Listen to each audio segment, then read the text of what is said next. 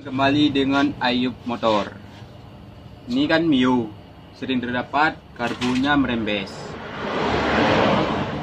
Dia sering bermasalah sama vakum.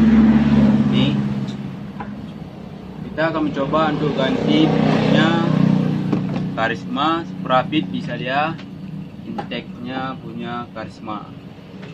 Dia kan ada lubang di satu. Kalau 125 kan lubangnya ada dua, ini kan satu. Jadi kita nggak usah punya lagi.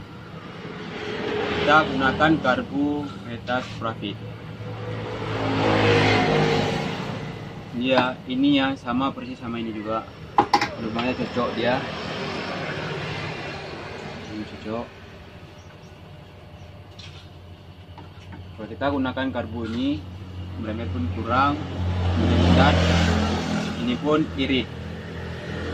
Kita gunakan pada Mio 40.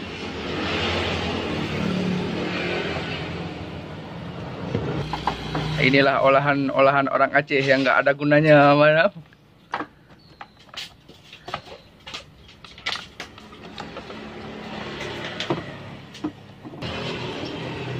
Oh, gimana Leon?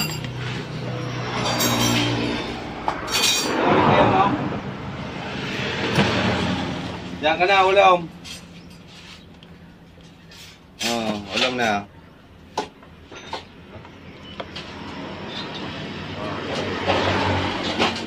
Ini uber eh.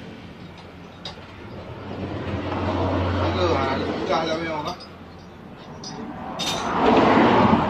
Ya. Belah dong dong. Bagi ke bawah. Oi. Yuk.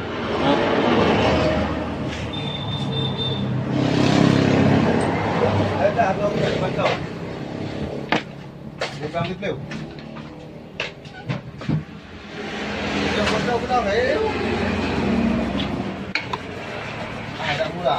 Mau beli nak baju ide kemudian.